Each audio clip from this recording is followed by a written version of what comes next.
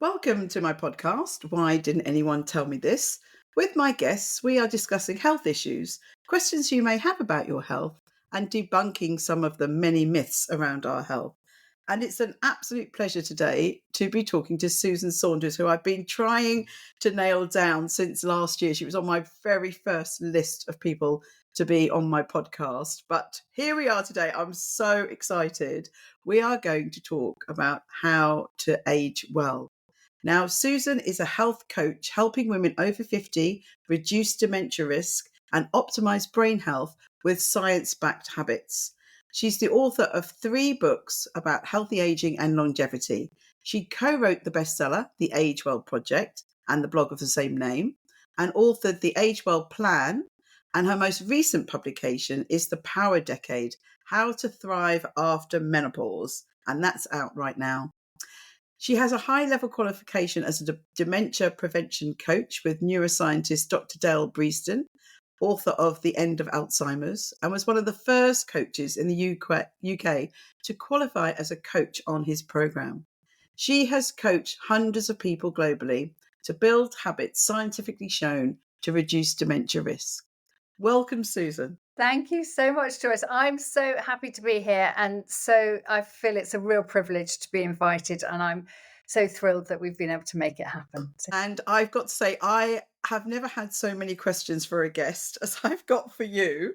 So I have reduced a lot. I had so many things. But we need to meet over a drink one night for sure.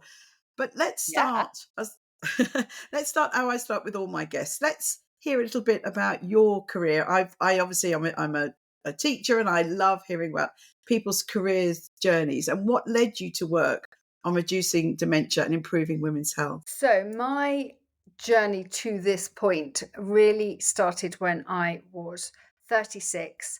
I had a toddler and a newborn. I was working full time as a TV producer. That was my previous career. And my mum was diagnosed with dementia. So that was obviously terrible for her, but it was also an enormous shock for me. I just didn't know what to do. I had no idea how to be a carer. I had no role models. I had no friends in a similar situation. So I really had to feel my way while juggling tiny children and a very demanding job.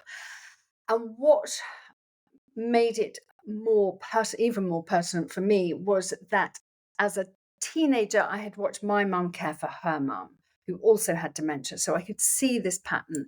And I thought I wanted to do absolutely everything I could to reduce the risk of my daughters having to do the same thing for me. So that started me on the journey, really thinking about what can I do? What what is out there? And it was quite clear at that point there was no medication for dementia and Alzheimer's. And I started reading a lot, and that led me to writing a blog, the Age Well Project blog, with my friend Annabelle, which we've been doing for 10 years now. 5 years ago, the first book, The Age Well Project, came out, which was very exciting. And I loved that and had no idea that I was going to become an author in my 50s. That was really exciting. But while we were writing the book, I thought I want to do more than just write stuff down. I want to talk to people and help them more directly. And I qualified as a coach. And when I found out that Dr. Bredesen, whose work I had followed right from his very early pilot studies, was teaching a coaching qualification in reducing dementia risk, I thought, right, that is for me. That is what I want to do. Fantastic. I think having those personal stories and the passion behind why someone goes down a particular route is so important to hear. And we are going to talk a lot about dementia. My mother had dementia. All her sisters had dementia. So it's I'm sure everybody knows somebody who's got dementia and Alzheimer's. So we're going to come back to that. But we're also going to talk about aging. And I want to start with talking about aging in general. I'm researching for my next book by interviewing 50 inspirational and happy women over 50. So I can write a book about positive aging, as I totally think that over 50 can be our most creative and inspirational years. At a conference a few weeks ago, I said if I was an employer, I'd be employing postmenopausal women. I think they're amazing, amazing. So I wanted to start by asking you the first question I'm asking the women I'm interviewing. What do you think about aging? And for you specifically, you called your book The Power Decade. You think that life after menopause is the power decade. So tell us about aging and the power decade. Well, I mean, the old cliche is that aging is better than the alternative, isn't it? At least we are still here. And I think for me, is so important, what has been so important, is the realization that a lot of this and what happens and how I feel and how I age is in my hands. And I realize that I'm speaking from a place of privilege, but we can change the way we age. We can make a difference with quite simple lifestyle changes and additions. And I think that's really important. And we have all this time. When I started researching the Power Decade, when I realized I wanted to write a book about health after menopause, I was looking at the statistics. And statistically, the average British woman in the UK lives half her life post menopause. I mean, and we kind of have this narrative that menopause or like post menopause is kind of near the end, and it's not. It's halfway through adult life. I mean, that's just extraordinary, isn't it? I mean, it's just it's like it just sort of blew the doors off as far as I was concerned. It's like, right, okay.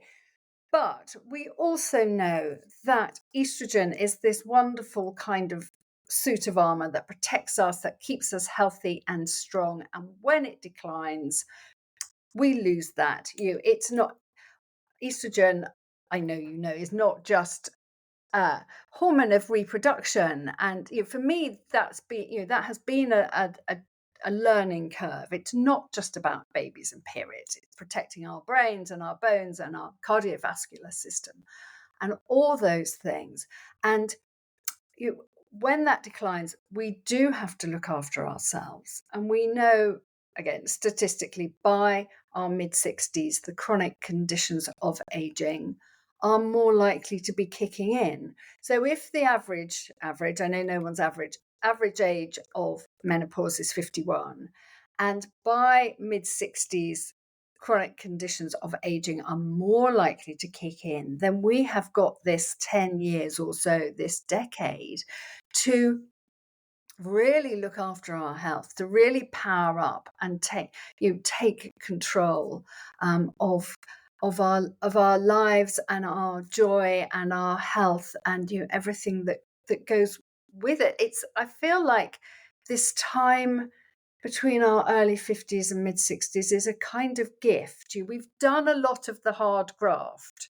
We've built careers, we may have raised families, we may have cared or still be caring for older parents. And so we have done a lot of the hard graft, and we know by our mid 60s life is likely potentially to be changing. There might be retirement, downsizing, etc. But we've got this sort of time in between to really grab hold of. And we're free of that rolling monthly tide of menstruation and all the stuff that comes with that. And I feel like we're kind of liberated and we are let free. And that is what the Power Decade is about. I couldn't agree with you more. I think we need to really shout this message out there, because there is this narrative about aging is something terrible. And when I say such positive things about being postmenopause, lots of younger women say, I've never heard anyone say that. And I think we're doing an injustice to our younger people by thinking that once you've gone through the menopause, you've turned into some old crone who's just going to shrivel up and do nothing. And people like you and I we're really on a crusade to try and change that. As you say, it's in our hands. I think that's a great way of describing that, because when I've tried to talk to women about this, and we were at a meeting yesterday, and one of the GPs said, when I talk about lifestyle, the women gloss over, they sort of glaze over. But we have to hopefully get this message across that there are things that we can do and we must find the time. I hear women say, I don't have the time. It's in our hands. And there's different ways of describing this. You talked about the three M's: mindset, meals, and movement in the power decade. But really, let's go into some of these really important ways of looking after our well-being and having that power decade. So we've got you've talked about better brain health through nutrition, exercise, sleep, stress, cognitive engagement, and the environment, both social and built. And those are all things that I talk about. And I've seen so many people. We're all on the same page, trying to shout about, let's look after these pillars and really improve our brain health, our general health. So we haven't got time to go through all of them, but let's really start with a major issue, which is women's brain health and dementia and Alzheimer's, which are a problem. And I'm sure everyone knows now that women are more prone to these diseases than men. And there are, unfortunately, we were just talking about this before we came on, but I've met too many women who have told me that they're taking HRT just because they've believed this narrative that's going around that taking HRT will protect them against Alzheimer's and dementia.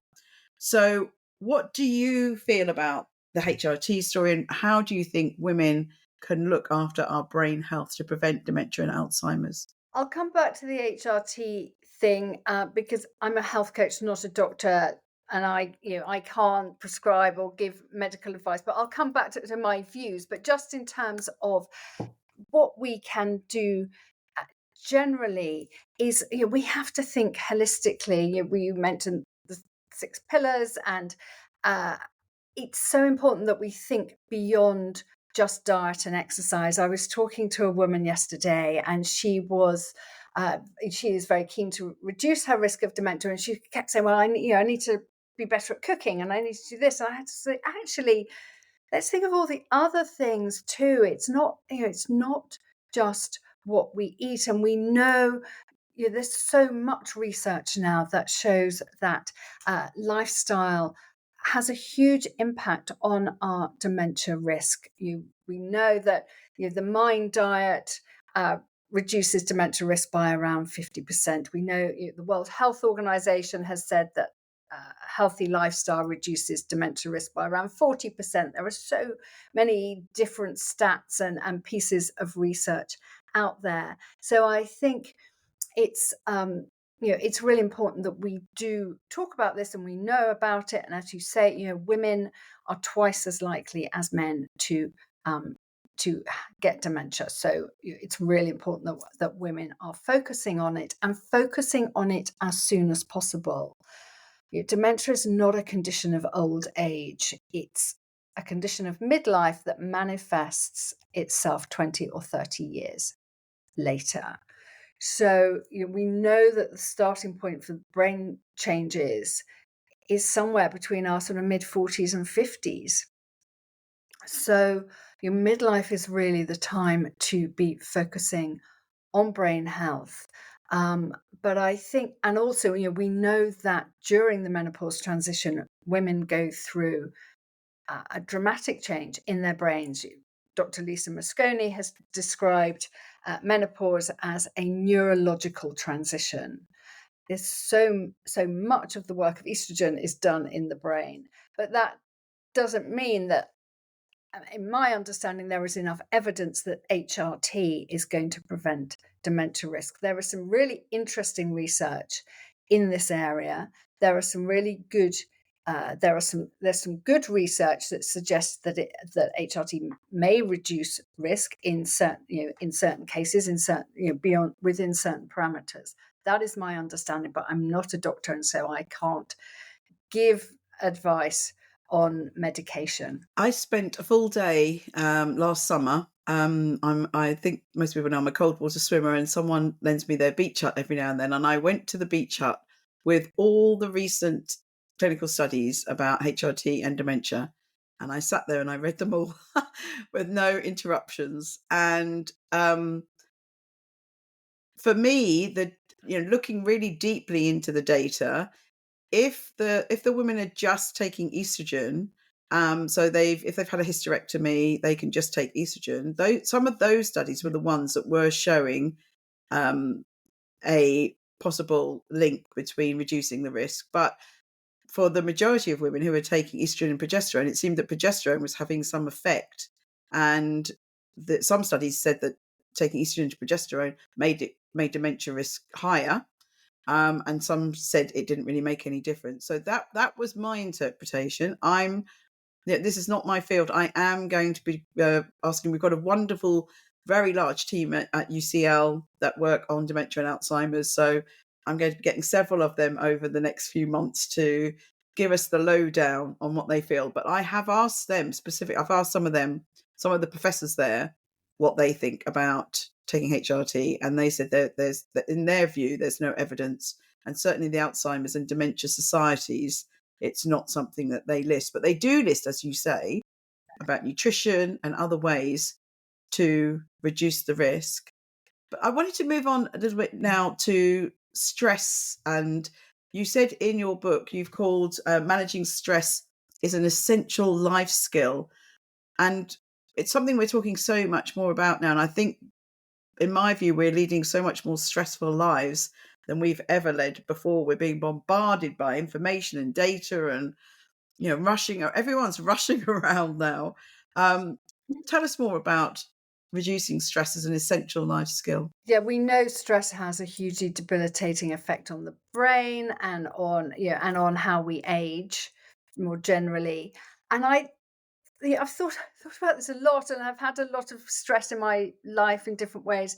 And ultimately, it comes down to the fact we're not designed for this world that we live in. I used to think that stress was very kind of binary. You're either stressed or you're not. But actually, it's not. It's not going to go away completely. Um, what you we are these sort of hunter gatherers designed to roam the plains or whatever, the savannah, and we're living in boxes and driving cars, and we don't see much daylight, and we're stuck on these little screens and all this sort of stuff. Of course we're going to be stressed, um, and we can't just get rid of that, but we can manage our response to stress. And I think it's really important to take ownership of our response to stressful situations, spending time trying to evaluate why we feel a certain way about a situation and work out whether we can reframe that situation in some way. These are really important life skills, that where we look at ourselves and look at our reactions and try and moderate those. And I think another really important life skill is building habits. I think habits are really, really important. Habits that dissipate stress, that give us some sort of release. And this isn't rocket science. I'm not the first person to say that exercise and creative activities and meditation and time with friends and time with outside, at time spent outside, all dissipate stress. Again, there's lots of research that shows this. But it is finding the time. And I know you said a lot of people say, "Oh, I haven't got time," but it's. I think this is really where we are post menopause, is that we have to find the time. We have to find a way through this and think, okay, my life is currently very stressful. For example, caring for older parents. I hear this a lot. Um, who can I ask for help? Where can I go? At what point can I say no to another request and say, I'm sorry, I can't do that because that is the time that I walk outside with a friend, or that is the time I have put aside for a creative endeavor of some sort, some sort of pastime.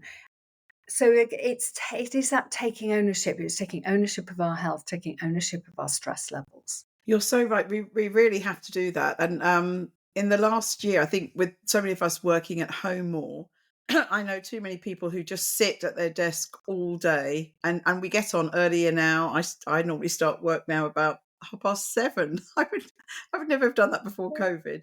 Um, and making that time and understanding that taking a break and going for a walk outside in the fresh air is going to help our creativity and help whatever task we're trying to do at work.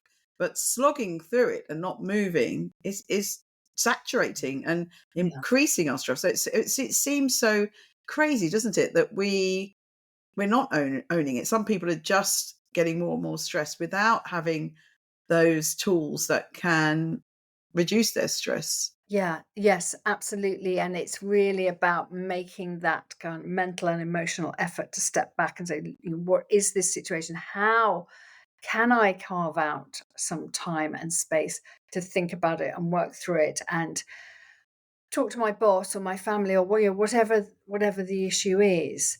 And of course, we're better employees and better family members, if we've done that. So everybody benefits. It's the old cliche of putting your oxygen mask on first, but it's a cliche for a reason because it's right. Yes, yes, absolutely. So in the mornings, I go to a fitness class. That's why I'm quite rosy. I've just done body attack. It was quite a few hours ago, but I'm still quite rosy. And so I used to feel guilty by saying to people, I can't have a meeting between 10 and 11 or 9 and 10 because I'm going to an exercise class.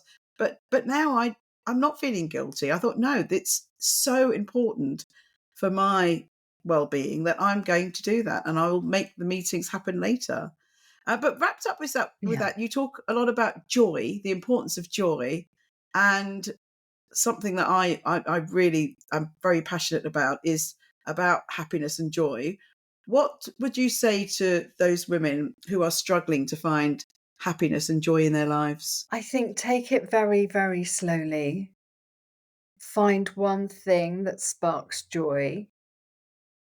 And that can be a very small thing, and a small walk, time in the garden, something like that. And then do it again and keep doing it and find the time to do it. And then find something else.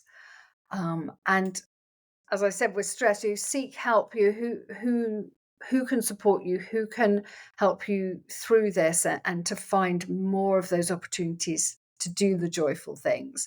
Uh, and and and also, I think, take a moment to enjoy them, to savor that moment. We If we take time to savor something and say, "Oh, I'm enjoying this," or "I like this," or "This that's pretty. Enjoy looking at that." It actually locks the benefits into our brains more, and therefore we're more likely to do it again. And I think more broadly, we have to ask ourselves, who am I post menopause? We've been through this enormous transition. We are different people. When we come out of it, we've been bound to this rolling tide of hormones since we were kids, since we were 13, 14. And here we are, maybe 40 years later, going, oh, well, who am I now? What does this person want? What sparks joy in this person? And actually, ironically, we often find what sparks joy in us is the same thing that sparked joy pre-puberty. I keep hearing, and I feel this myself, going back to the things that you loved when you were a kid. Actually, I've just sort of slightly got back into gardening, which I'm trying to do very badly. But I loved it when I was a little kid, but I really haven't touched it for 40 years. I used to make things a lot when I was a kid. As getting back to that, so it's finding who you are and what that person enjoys. Brimming over with happiness. I just absolutely agree so much with everything you're saying. And I think it's important. We are transforming post menopause, and we do need to reflect and think, what's going to bring me joy and happiness. And I've asked lots and lots of Yeah, people what makes them happy. Everyone says something different. Some might say sitting on the sofa with a book. Some might say an adventure. We've all got our own ways of making ourselves happy, but we do need to do it. I think we need to do a bit of work around the menopause time to rediscover ourselves, reinvent ourselves, see what we really want. And yeah, as you say, it could be anything. And definitely pre-puberty, you know what we did? We played. And then we become Yeah. teenagers, we become a bit more self-conscious, and then next thing we're in a career and kids and etc. So I think, yeah, postmenopausal women, it's a really important time to just figure out who you are. And lots of women are using the word, I feel now I'm my authentic self. And we used to call it a midlife Mm. crisis. It's not a crisis. It's a wonderful time of transforming into this wonderful person who's going to enjoy the next decades of their lives. And Yeah. you've talked about Yeah. Well, creativity. the second Sorry. half. Yeah, the second Sorry, yes, half. the second half of their adult life, and who are you going to be in the second half? You've done the first half. Who are you going to be in the second half? And yeah, how are you going to play and enjoy it? And I think that's I'm not going to undermine that the going through the menopause transition is very, very difficult for lots of women. But in a way, it's good to embrace it, that we've got this wake up call, which men don't have. And we've got this time to, as I said, reinvent ourselves. So I think it's so exciting to enter postmenopause stage. And many women say it's the best decades of their life, as you've said. Yeah, yeah, absolutely. And that's why I wanted to call the book The Power Decade and make it feel positive and powerful, because that's how I was feeling. I feel powerful, more powerful than I have done before, more in control of my life. And that's really exciting. I think the foundation for that has to be good health, or the best health that we can achieve. Obviously, there are issues as we get older, but achieving the best health we can is the sort of basis for this very powerful, strong, wise identity that we step into as we go through the transition. And you've already mentioned creativity. I do feel many women have told me they've reawakened their creativity. It's something that they lost, especially during at school. I think some schools knock the creativity out of children, and it's something that they lost for decades. But exploring that creativity and exploring hobbies, it's again a question that I've been asking in my book, and I think we really blossom in different ways. Is there any creativity or hobbies that you've looked at again for yourself that you've taken up at this time? Well, yes, as I said, I'm still trying to get back into gardening, because gardening's really good for your health. It's really good for aging well. If you want to age well, garden, because it's physical activity. It brings you into contact with the soil and plants, and actually that's really good for the gut microbiome, which is really important for longevity and brain health as we get older. It's purpose. It gives us purpose and a kind of long-term view. You have to wait for things to grow, and actually purpose and passion are really, really important as we get older. Having a purpose is probably one of the most important things we can do if we want to age well.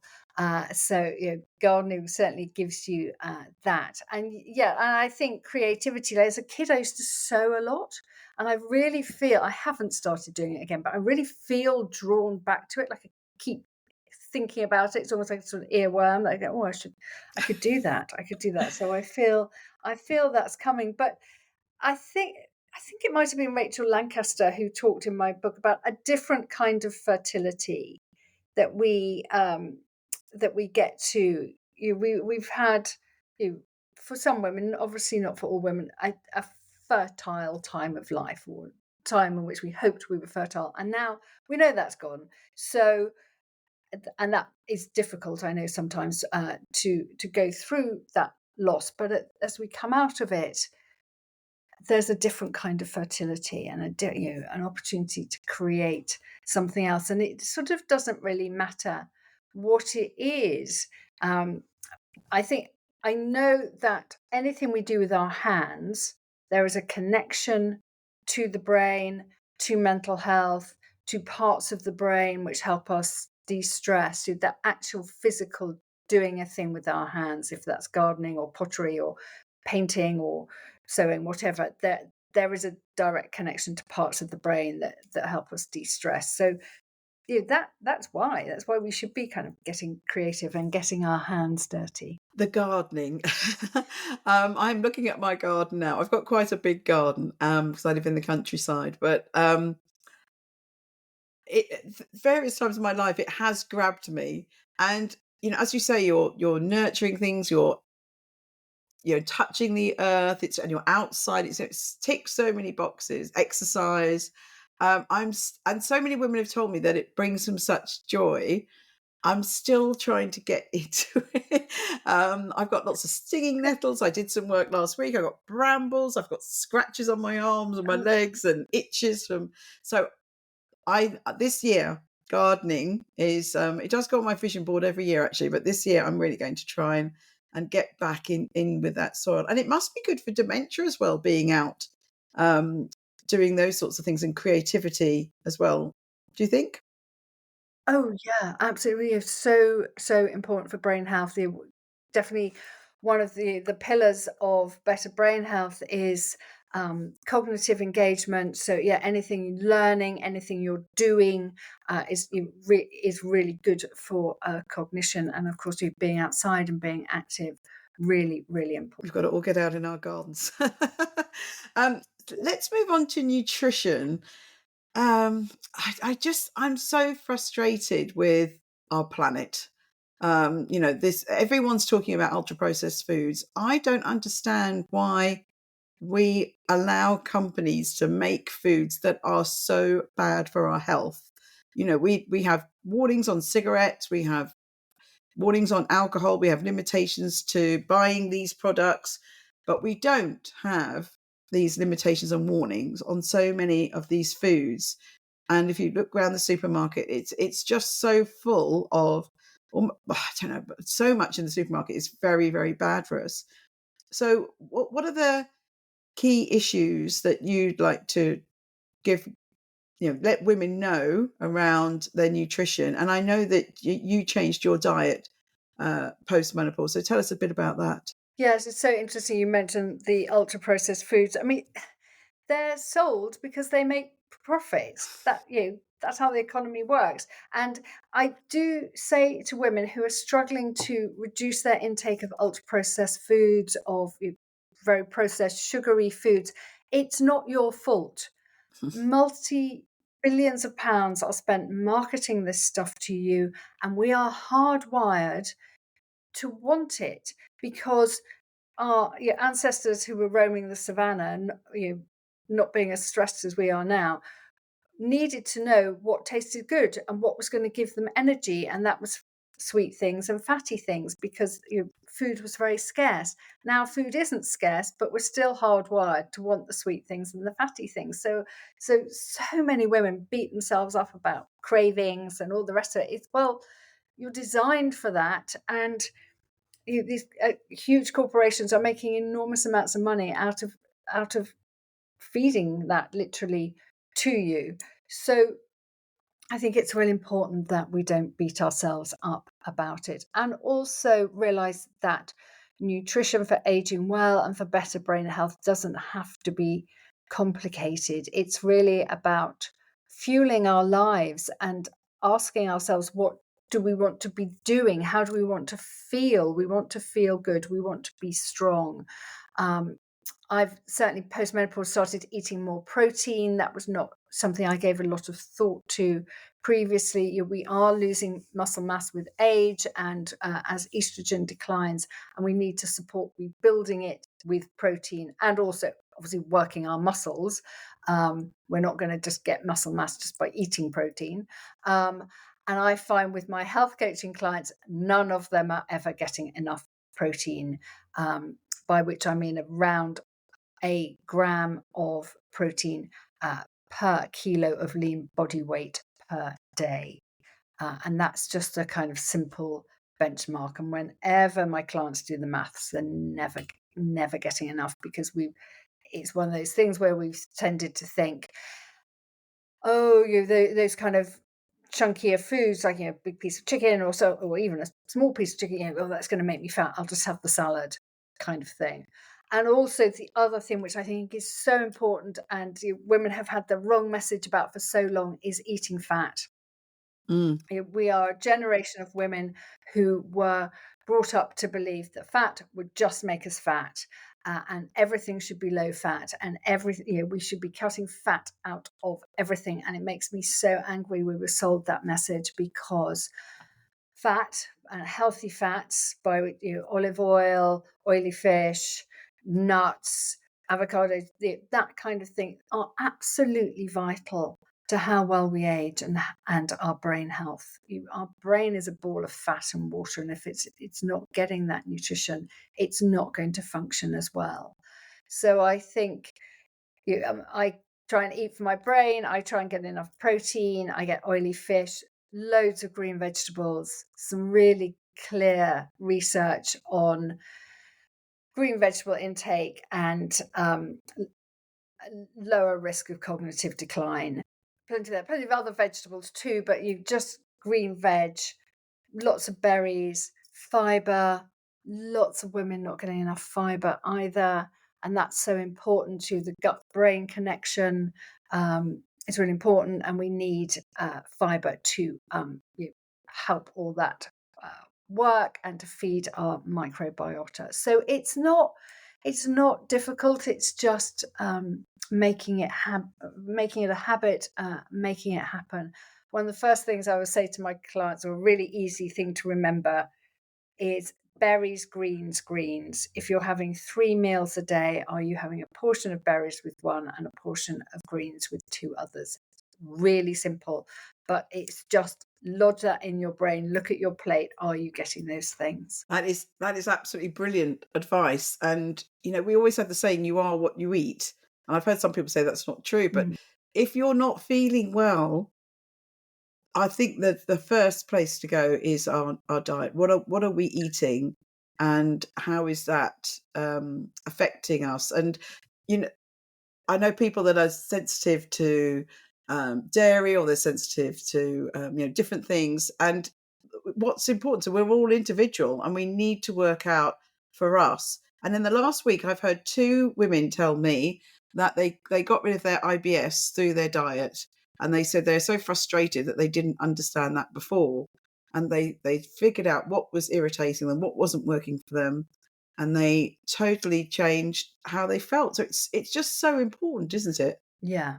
Yes, absolutely. And it's absolutely not the only thing, as we were saying No. earlier, but it is a really, really important. Now, I was one of those people that have been sucked in with the sugar addiction. I've definitely got a sugar addiction, and it's something I've talked quite openly about. I've tried many things. I've tried hypnosis that worked really well, but then seems to just go. I really struggle daily with not getting through the day without eating some sugar. And I do really try. As a result, my waist is not as it should be. And it's something I've really failed at, even though I exercise almost every day. I don't drink much alcohol. But the thing is, and what makes it worse, I think, for me, is that I feel great. I really feel physically great. So I'm hesitant about, I am trying to always trying to lose weight. So in your book, you talk about the importance of keeping the waist trim, and how that can be really negative on our health if our waist is bigger. And I'm sure there's many women out there who are feeling that their waist, certainly around middle age, has got bigger. Why is it important to keep our waist trim? It is important because studies show that storing fat around our internal organs, which often shows up as a apple-shaped body or a bigger waist, increases our risk of cardiovascular disease, diabetes, heart attacks, and inflammation as well, which is linked to many other conditions. And it's that subcutaneous fat, the fat around our middle, that seems to have more of an impact on our health than perhaps the weight on our hips or our bums. And what you're talking about here is the waist to hip ratio. And so we want to have bigger hips than we do waist measurement, essentially. And the World Health Organization advises that, I think for women it's 0.85% of, for women, 0.9, for men 0.9%. 0.9 when you divide your waist measurement by your hip measurement. So you want a measurement less than 1, essentially. when you do that calculation. But I think, again, it's another thing, is and we know that we put on weight around our middles as we get older. We know that estrogen has helped keep that kind of that waist, smaller waist, bigger hips kind of shape that we associate with fertility. Estrogen has played a role in that. So it's going to happen. And it's another thing I think we don't want to beat ourselves up about it. You are eating a really healthy diet, you are exercising, and you're in a time of life when your body composition is changing. So it's you're doing all the right things. And I think there is this culture of you've got to look a certain way and do a certain thing, and it's not always going to work. And you it's not something that you want to feel miserable about, although we know there are some health implications. There is a bigger picture here too about how you feel, and generally how you feel, and if you feel good, that's really important. Great, and more great advice. And you mentioned earlier about the myths around things like eating fat.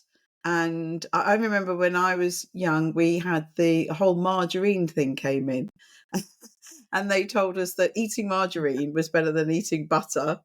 And again, the data, when they did the research, showed that that wasn't true, but it stuck for so long. And this low fat, we now know that low fat, and one of the reasons is that the fat is, there's many fat soluble vitamins that are only found if you're having some fat. So we've just got all these myths. And another big area of myths for me in the nutrition part is supplements.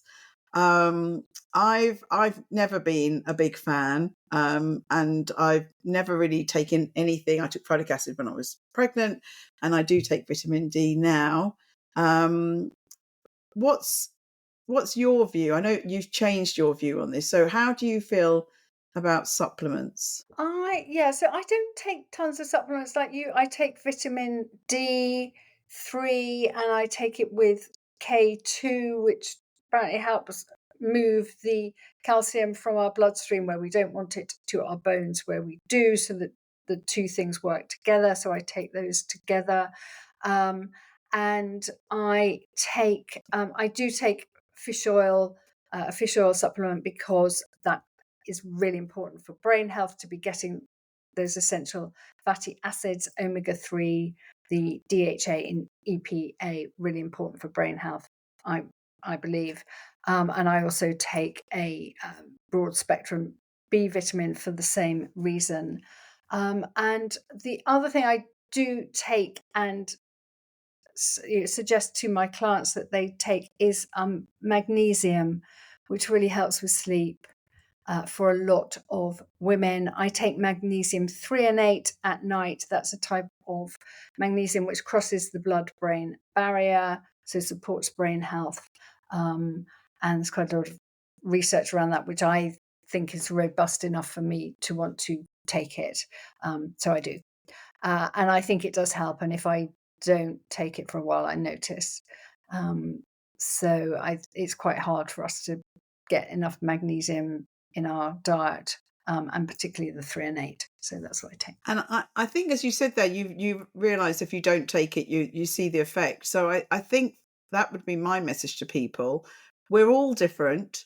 Taking a mass produced, non-specific supplement, I personally don't think it's a good idea. If you're worried, you can get your levels checked, to see whether you are deficient in any particular vitamin or mineral, and that you would need supplement. I think we need to be careful with how we do it, and we need to figure out whether it is actually making a difference. So I think if you're trying some new supplements, target them as you have, and keep a diary to see whether you think it's actually making a difference. It does take quite a lot of time to have an effect, but just really see, and don't just, my view would be not just to keep taking these big multivitamins and things without actually understanding, being in tune with your own body and understanding how it's working. And I think particularly with some of the supplements that are being marketed now for menopause or brain health or the midlife or age, they've got so many different things in Oh, them. You need to be just need to be aware of what's in them, because you might not need that thing, or you might need more of that thing. And there's so much out there. There's so much very persuasive marketing. It is, as you say, better to keep it simple, and work out what you really need. Yes, the menopause supplements. It has gone crazy, and Jen Gunter is on a mission, and I've been supporting her with this as well. She's just posted today about working out that if she made some Jen Gunter's, can't remember what vitamin it was anyway. It's a turmeric, I think she said, potion, that she said even if a small number of her followers bought it, how much money she'd make in such a small time, even though it had no evidence that it was going to do anything. So, and she was very upset with so many doctors jumping on this bandwagon. And these menopause supplements are amazing. Apparently, you lose weight and cure all your menopause supplements in one go with some lotion, but sorry, potion, and the Mm. marketing, as you said, and the testimonials, and they sometimes say backed by science, and then I've tried to look into it, and there's no science there. But this marketing on women's health is something that's really got my back up. And it's always got my back up for decades, but it's worse now than ever. So menopause supplements, is that a no from you? It's a no from me. A friend of mine sent me recently some marketing email she'd had from a brand, and it had a sort of broad spectrum of vitamins and things in. And I said, look, if you're feeling crap and you think this could help you, try it and see. Because I think that's important too. Sometimes you just think, "Oh, I'm just going to buy this thing and it's going to help and I'll feel better," and that's not necessarily a bad thing. So it's not nothing is a hard no from me. I'm a coach. I meet people where they are, and what what do they need, and how can I support them, at the point that they're at now. So yeah, so try things. They're very expensive. Yeah, and we talk about menopause. I mean, sleep is another area where there are huge numbers of supplements that promise different things, and some seem to work for some people. So again, if you think it's worth, if you feel it's worth you trying it, but be Yeah. aware of the marketing team behind it. One of the other myths, one of the other new crazes, which may or may not be a myth. I'd like to know what you think about fasting. So, some people are saying, yes, it's the best thing ever. Some people, but I mean, my view is that we're all individual. For me, I actually don't eat breakfast anymore, but I listen to my body. If I want it some mornings, then I'll have it. But most mornings, I don't. It's 1 o'clock now. I've only had a tiny little piece of my sourdough that just came out of the oven before we started recording because I just couldn't resist. But what's your view about fasting? I think fasting is really interesting, and it makes a lot of sense to me that our bodies need time to rest and digest.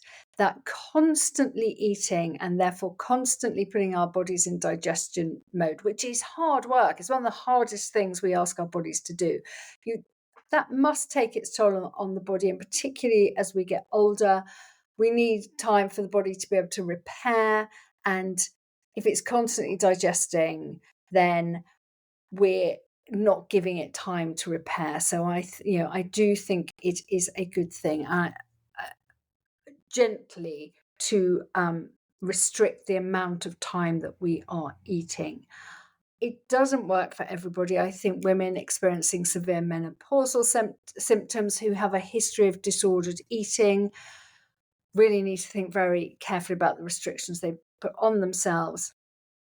But I do think it makes sense for a lot of us to, within a 24-hour period, making sure there is a decent amount of time for our bodies to rest and digest and repair. I try and stick to a sort of 10-hour eating window, so a 14-hour fasting window. So that means a later breakfast. I don't eat dinner terribly early. I think in the ideal world I would, but your family life makes that quite tricky to eat dinner at 6 o'clock, for example. And ideally, we would leave 3 hours between finishing eating and bedtime so that our bodies can digest and they allow enough time for insulin to do its work and then melatonin, which makes us feel sleepy, kick in. Um, that that would be the ideal. So the longer we can leave between when we eat in the evening and when we go to bed, the better. Up 3-4 hours, um, ideally, because our body will always prioritize digestion over melatonin production because it's hard work. Yes. So generally, I think a gentle fast is a good thing. I'm not doing, not one of those people who does 1 meal a day. OMAD, 1 meal a day. I think I'm very hot, tough for women, I think, or sort of a week's water fast or that kind of thing. No, Oh, that's all too hardcore and extreme for me. yes, no, same for me. I've got a house full of teenage boys who are always hungry. So actually, we Oh do eat yeah. dinner at 6, and that works really well for us.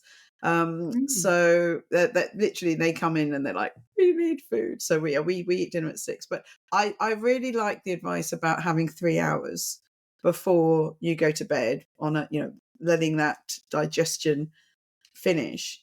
And let's keep on sleep. So many women have problems sleeping, and you've talked about magnesium as well, which I've heard so many people say. How what other advice have you got about powering down? I actually, what you would say, powering down. I think a really important thing, which is quite foundational, is powering up in the mornings and getting daylight first thing, getting light on the eyeballs, getting some movement ideally. And that is just a walk for 10-20 minutes in the morning, getting out and walk around the garden, have a look at the garden, take the dog out, just go for a walk, get some daylight, because that kickstarts the circadian rhythms, which in 12-14 hours time are going to make us feel sleepy. And if we don't start that process, we can't end it at night. So I would say a good night's sleep starts in the morning. And actually, of all the habits I have adopted in 10 years of writing about aging well, I think that for me has made one of the biggest changes in my life, because I sleep better. I have a different rhythm to my day. I start with movement, and that helps us de-stress as well. So I think that's really important when it comes to sleep. You think about sleep in terms of the whole day, the whole 24 hours. What are you doing in the 24 hours that's preparing you for sleep? And regular sleep and wake times is really also really foundational for that. Anchoring our circadian rhythms, anchoring our clocks. They go a bit out of whack once we get past 50. And the more we can anchor them by saying, like, this is my sleep time and this is my wake time, the better. Um, and a really simple way I do that with my clients is to get them to set an alarm in the evening to say, this is now time to wind down. This is when we start to power down. So I have an alarm that goes off at 9:30 at night, and that's my kind of finish up, get off the screens, do the last kind of things you need to do, start getting ready for bed, and then another alarm goes off at 10, and that is right, face, teeth, pajamas, bed. And then I'll read for a bit. But that gives us kind of structure to my evenings. And what that does is deal with that way that we self-sabotage our sleep by faffing about in the evening and not going to bed. And when I discovered the psychological term for this, it was such a light bulb moment. It is called revenge bedtime procrastination. And that is when we take revenge on our difficult, busy, stressful days by carving out time for ourselves at night. And that could be binge watching a show, scrolling on social media, just pottering about, doing those kind of little jobs that you didn't have time to do during the day, like unload the washing machine. And we're taking revenge on our busy days by not allowing us to sleep. And so we end up feeling worse the next day because we didn't sleep as well as we should have done. We didn't get to bed. And so actually finding a way to cut through that with an evening alarm, I have found incredibly helpful. More great advice, Susan. Absolutely wonderful. And I think you're totally right. In the interviews for my book, I've asked if women have bedtime rituals, but also morning rituals, and this getting outside and thinking about your rhythm for the day. I think so important. And Neil Stanley, I've only done one podcast on sleep with Dr. Neil Stanley. I am going to do some more, but he asked if right at the beginning of his book, he said to people, how are you feeling during the day on a scale of 1 to 9, where 9 is totally awake and 1's asleep. And I said, I know you're not going to want me to say 9, but so I'll say 8. But he said, yeah, most people are feeling tired during the day because they haven't got that rhythm right, as you said. And so there's so many things we've got to think about. We have got to think about our when we stop eating, winding down, powering down, and then think about that right from the morning about getting that sunlight, getting outside, and doing the right things in the day. That's really going to help our well-being through the whole day. Yeah. That's brilliant advice, Susan. And it helps us to reclaim ownership of our day. And if you're thinking, oh, I've got to get on the laptop at 7:30 in the morning, you're not getting much ownership of the day. So you doing something for ourselves as a starter, as a way of cranking up the day, I think is really important and does much more than just help us sleep. It helps anchor who we are and what we're doing and how we prioritize ourselves. And the way I start the day, I don't eat breakfast now, as I said. So that's the other great thing is it saves you loads of time if you don't eat breakfast. You reclaim a sort of half an hour of your morning. But I do exercise in the morning. I really like to exercise in the morning. And in your books, you say exercise is no longer an option. So what's the most important thing that you think women should know? I think there's lots of bombarding information out there. Obviously everyone says move and exercise, but there's some things I've read about changing the way we exercise and that we shouldn't do so much high impact. I've just done Body Attack. I love my high impact. I get such a buzz. And I know that you said you still do HIIT classes. So what do you advise women about exercising at this stage? The advice is just do it. Just do what you enjoy, what doesn't hurt, although don't be afraid of pushing yourself. Do what works for you, what fits into your life. I mean, that generally is the advice. I think there's some really good research around vigorous exercise, whether that's HIIT or just kind of going for it with the cardio. It's really good for brain health, as well as cardiovascular health and everything else. But it helps us make more brain-derived neurotrophic factor, BDNF, which creates conditions in the brain that grows more neurons, keeps the blood pumping through the blood-brain barrier, which is really, really important. So anything that gets us breathless and works us hard, and what is hard work for one person isn't for another person. And so it's finding our own level and making that work and pushing ourselves. And I talk to women, I'm sure you do too, who say, well, I do a little bit of mat Pilates and I walk the dog. And it's kind of, well, where are you getting sweaty? Where are you pushing yourself? What's hard? What's difficult? What is that moment where you're kind of pushing yourself? I think that's important to find and not to be afraid of exercising and getting sweaty and looking a bit stupid, really. And I know that can be hard. And the other thing is strength training. I think if there's such a thing as a diamond bullet, strength training is it when it comes to aging well, longevity, better brain health. It's just so powerful when we contract our muscles, we're squeezing out proteins, which I have seen described as hope molecules, which are really good for our mental health and our cognitive health. The act of actually squeezing our muscles has a physical impact on the rest of our bodies and our brains. And if we have more muscle. We are we have better cardiometabolic health, so we're absorbing that glucose. We have better bone health, which is so important as we get older. We know fractures are very difficult to come back from. Harder to come back from. So better to be strong, to support our bodies, to make it less likely that we're going to fall and less likely that we're going to really damage ourselves if we do. Muscle, I think, is the most important thing. And we know we're losing it once we're over the age of about 30. It's not even menopause. It's just, it's on the decline. I think it's really good to mix everything up. So I know people that just do yoga, and I think yoga's great. And I try to do, I don't do yoga so much, but I do a class called Body Balance, which I just absolutely love.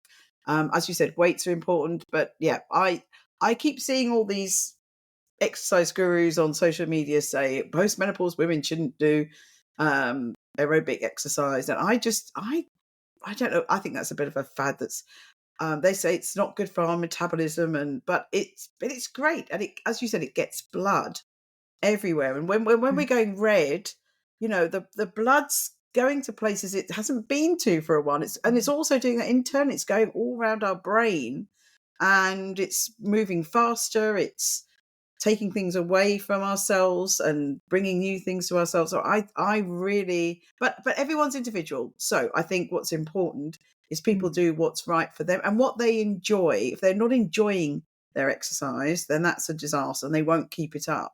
So finding things you enjoy, it might just be dancing, it might be a walk, but try to do a fast walk. But I think everyone would say the weights the weights are really important. And going back to right at the beginning, what we were talking about, relaxing and the stress, I think doing classes where there is some meditation. My body balance class has a meditation at the end. My teacher's got the most amazing voice. I always sort of nod off. But having that slow time as well and slow stretches is really important. Yes, and stretching for flexibility is really important, but also, yes, just slowing down, getting back into our bodies, any form of meditation is really great for stress reduction. I really like yoga nidra, which is the kind of lying down guided meditation element of yoga. There's no kind of stretching or lycra involved. It's just listening to the teacher sharing their nidra, and that's really great for sleep, or if you're very fatigued, it helps you feel more rested. It's a win-win. We've talked about Mm. so many different topics, and you've got lots more that you talk about in your books that are really important for our aging and for our brain health. Are there 3 top tips that you would like to give women about healthy aging and looking after our brains? Oh, that's a really big question. I think what I say to women a lot is put your brain first. And the reason I say that is because I think so much of our health has been bound up historically in how we look. We think we have been culturally shaped to think as women about how we look and think about what we eat and how we exercise and how we interact with the world in terms of how we look, and not we haven't been valued for our brains historically. And if we turn that around and think about our brains, what does my brain need? What do I want to? What's going to stimulate me intellectually? What does my brain need me to eat? What does my brain need me to do in terms of movement? That just changes perception. And I feel that is really key. Other things I would say, move more than you think you need to, particularly outside. I think we're very locked into our sort of internal spaces, and getting outside and moving in any way is really important. And find your tribe. Who are the people who are going to support you and stimulate you as you go through this process, as you go through the second half of your adult life. We have changed, and you may need to change some of the people around you to reflect that. So find the people who will do that for you. I am very glad you mentioned find your tribe, because it was something that I was going to ask you a question on, but I was thinking of time, and that obviously you talk about this in your books as well, but our social interactions, our connections with other people are so important.